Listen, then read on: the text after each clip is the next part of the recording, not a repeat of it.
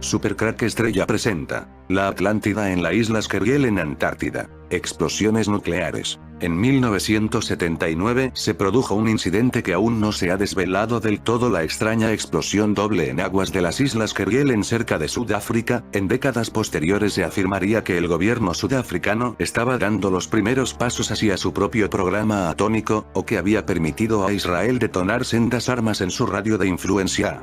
La mayoría de los datos aún permanece clasificada. El 22 de septiembre de aquel año el mundo estaba distraído por la crisis en Irán. Un satélite Vela, a 70.000 millas sobre el planeta, diseñado para detectar explosiones atómicas, captó 2 destellos de luz. El segundo ocurrió varios segundos después del primero. Técnicos y militares se alarmaron al pensar que, de no ser la explosión de un artefacto militar, bien podía tratarse de algo en la alta atmósfera terrestre, más cerca del satélite que de las frías aguas del Océano Índico Sur.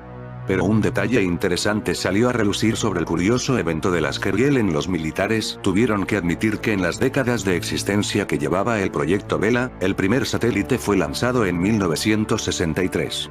Los aparatos habían captado numerosos eventos no nucleares, hechos fácilmente descartados como actividad humana sobre el planeta.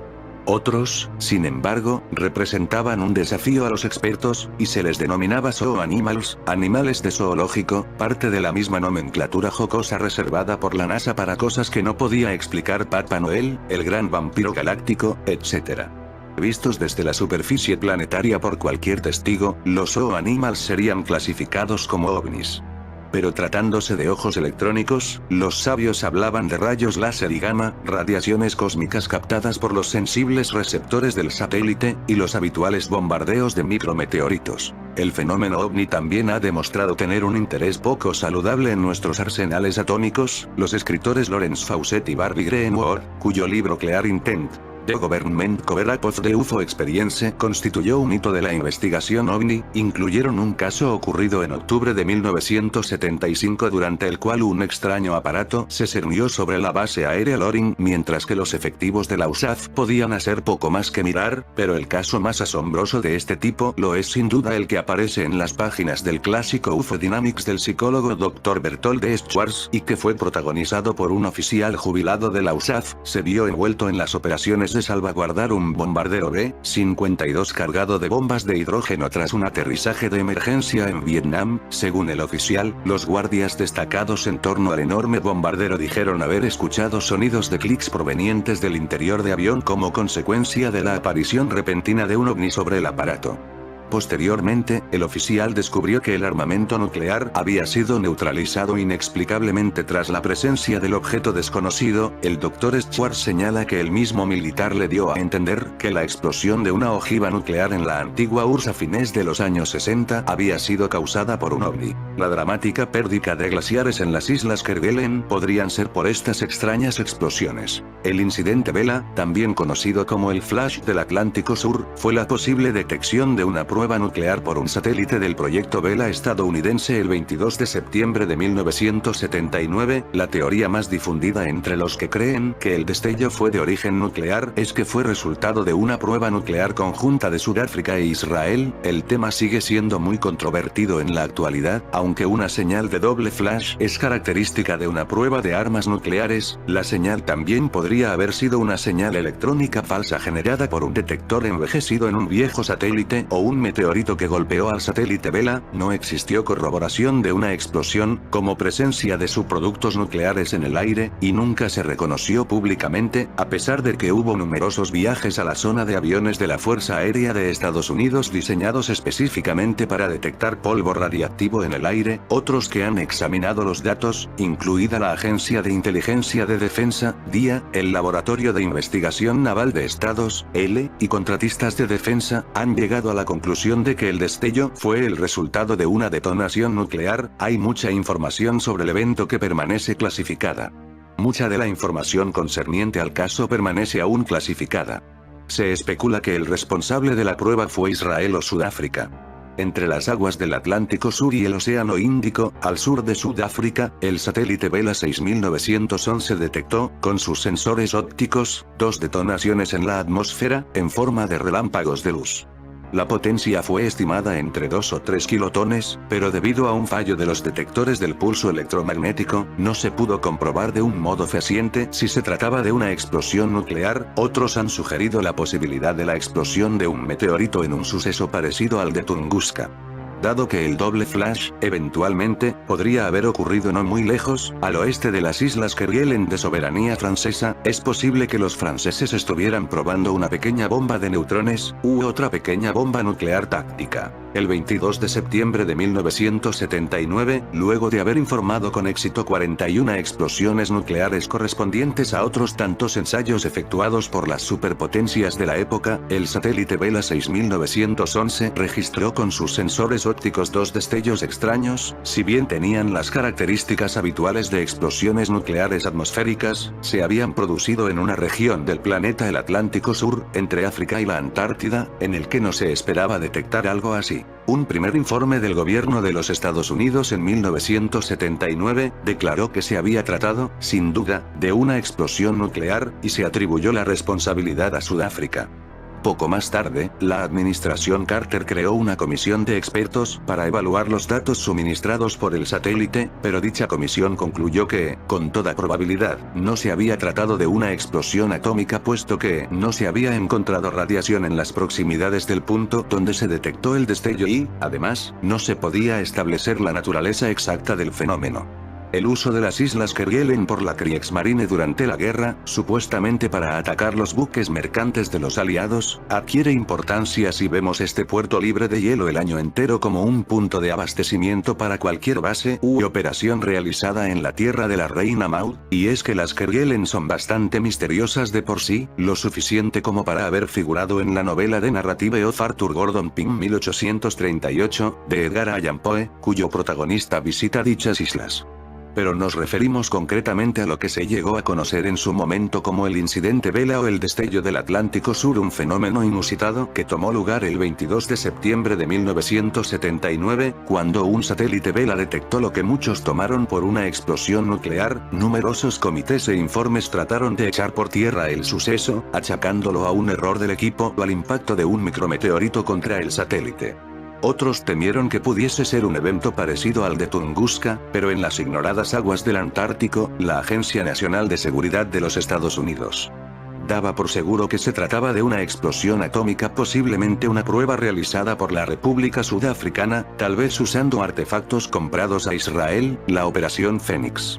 Como quizás ya habréis escuchado en algunos de mis vídeos Supercrack Estrella, se dice que parte de la Alemania nazi se mudó a la Antártida después de la Segunda Guerra Mundial. Sin embargo, la Agencia Internacional de Energía Atómica declaró en fechas posteriores que todos los posibles artefactos atómicos en manos sudafricanas estaban contabilizados. La proximidad de las Kerguelen en territorio francés llevó a muchos a pensar en pruebas secretas de los franceses, pero pudo haber sido un despliegue de fuerzas de los enigmáticos inquilinos del Polo Sur, o sea los nazis. Sobre el asunto de la existencia de instalaciones subterráneas en el más frío de los continentes, Jim Marsh, citando al escritor Ra.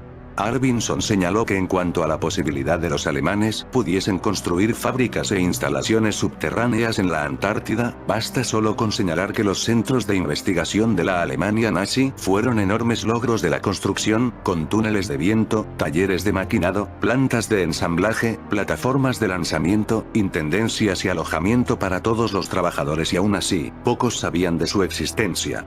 Ninguno de nosotros había escuchado algo tan fascinante o aterrador. No era comúnmente sabido que los nazis habían estado en la Antártida en 1938-39, y aún menos conocido que Inglaterra había establecido bases secretas en la Antártida. Como respuesta a ello, la base Maud de Aim supuestamente quedaba a 200 millas de la supuesta base del Reich. Según el relato que nos presenta Roberts, los alemanes habían descubierto un túnel antiguo en la cordillera. Espías británicos habían localizado esta formación geológica, enviando un mensaje entrecortado sobre hombres polares, túneles antiquísimos y nazis. Ahora una nueva expedición hallaría la respuesta a estas tres intrigantes Aquí comienza la aventura. Los soldados ingleses llegaron al Polo Sur en avión, se montaron en tractores de nieve, solos y sin respaldo alguno, hasta llegar a Maudeim, que estaba totalmente abandonada. Se encontraron con uno de los espías que había transmitido el mensaje y que mantenía cautivo a uno de los hombres polares, que llegó a matar a uno de los recién llegados antes de fugarse. Según la descripción, estos semihumanos eran caníbales. De aquí tenemos esas historias de la serie Juego de Tronos y sus zombies. Lo que hay detrás de este muro que hay en la Antártida, serían millones de estos seres zombies. El muro de la Antártida separa una gran parte de ese mundo que no conocemos, algo que también nos contaba la serie Juego de Tronos. Dicen que fueron los nazis los que con experimentos crearon estos zombies, llamados hombres polares por los ingleses, pero pensar un poco, si los nazis hubieran creado estos zombies, los hubieran usado en la Segunda Guerra Mundial. No fueron los nazis los que crearon a estos hombres polares, ellos siempre estuvieron en la Antártida, en el otro lado del muro. Ellos son los guardianes de esa parte de detrás del muro antártico. De hecho, hay una teoría que dice que nunca contactamos con vida extraterrestres porque todos los planetas sucumbieron a una plaga zombie, posiblemente por los virus que hay debajo del hielo. La autopsia de uno de los hombres polares muerto durante una escaramuza permitió determinar que era humano, pero capaz de producir más pelo y resistir el frío con mayor eficacia. Este cadáver fue colocado en una bolsa para permitir un examen minucioso posteriormente.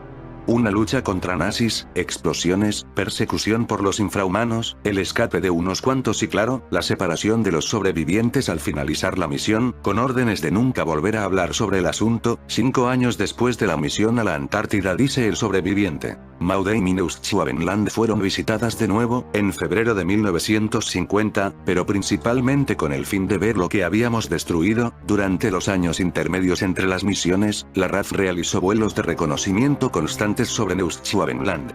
La Antártida era un secreto, declara una de las fuentes de Alemania Oriental, exoficial de la Kriegsmarine, consultadas por John Roberts en su escrito, pero subsistían los rumores, y sería un refugio solo para aquellos de mayor dedicación. La mayoría de los que poseían conocimiento detallado sobre Neuschwabenland no llegó a ver el final de la guerra, y aquellos que lo lograron, acabando fusilados, se suicidaron, o fueron a parar al Gulag ruso. Los que fueron capturados por los ingleses tuvieron mejor suerte, pero después de ser interrogados, se les prohibió que volviesen a mencionar sus hazañas durante la guerra. Los alemanes guardaron silencio ante el peligro de que sus antecedentes militares se diesen a conocer, y esto ayudó a los aliados a suprimir la verdad.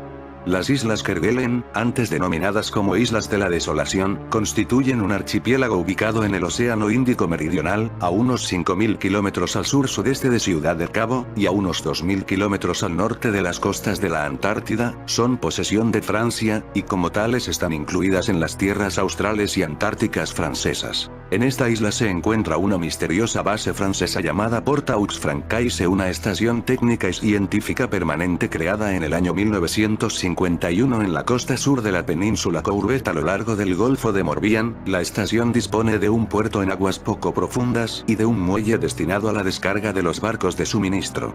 La población de la estación varía de 60 habitantes en invierno, a unos 120 durante el verano.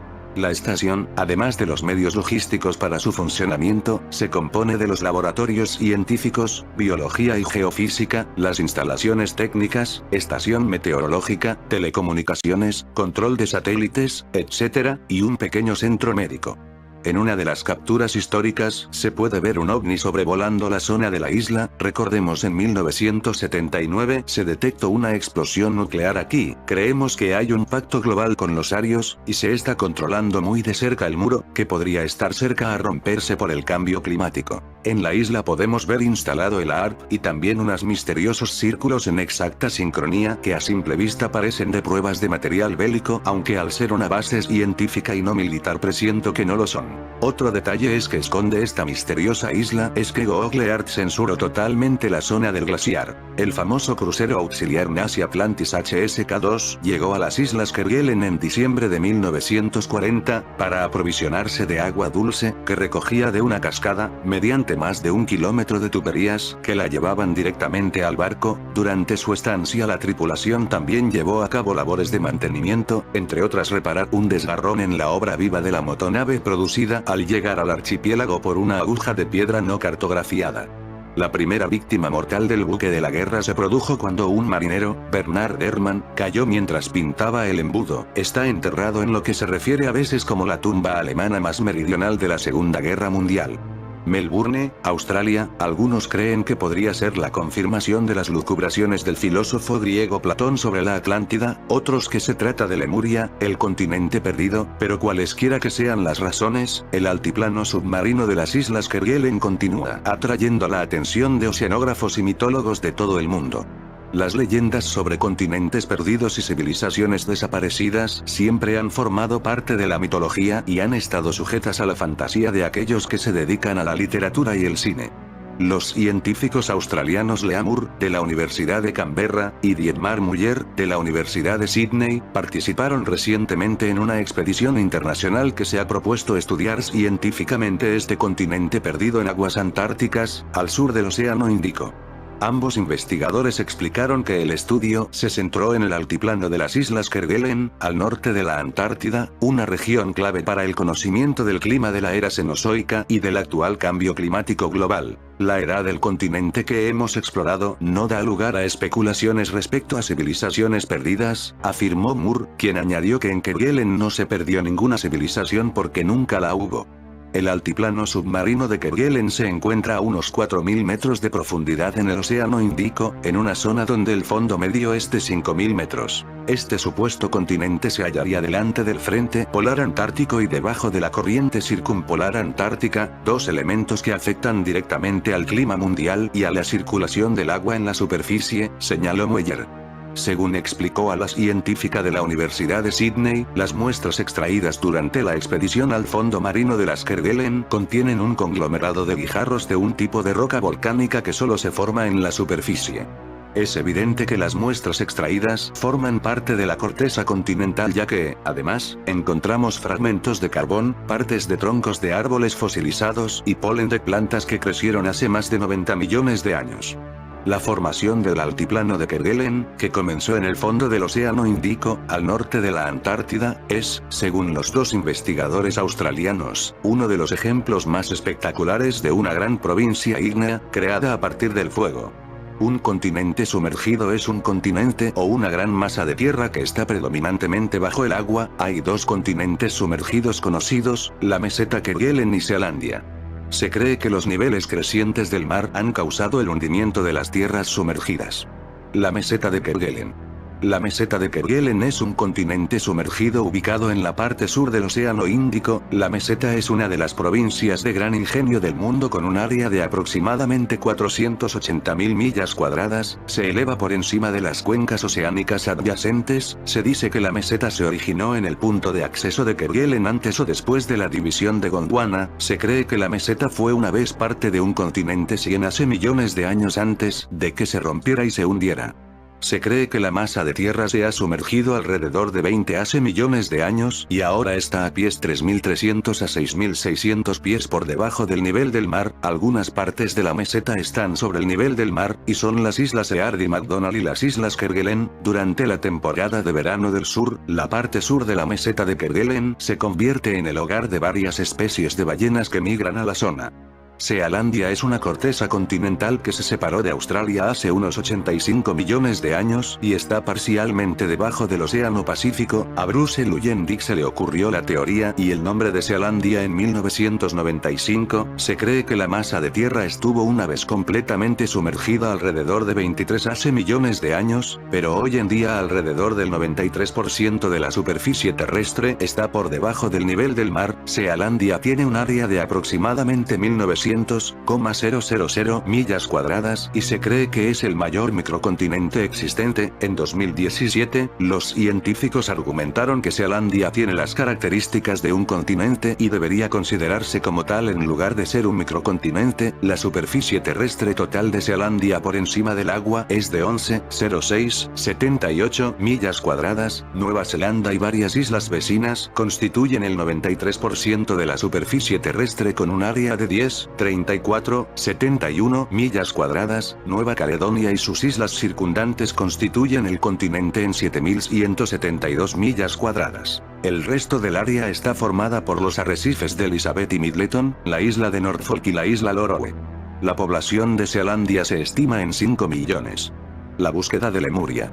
Lemuria fue una vez, en los 1930, teorizada como un continente perdido ubicado en el Océano Pacífico o Índico. Esta teoría retrató Lemuria como un puente de tierra, pero esto ha sido invalidado. Cuando las teorías de la tectónica de placas y la deriva continental ganaron la aceptación de los científicos, la teoría sobre Lemuria fue refutada. Algunas de las tierras que se cree que existieron antes de sumergirse y perderse incluyen Sundaland. En fin amigos de Supercrack Estrella, si el video te gustó pulgar arriba.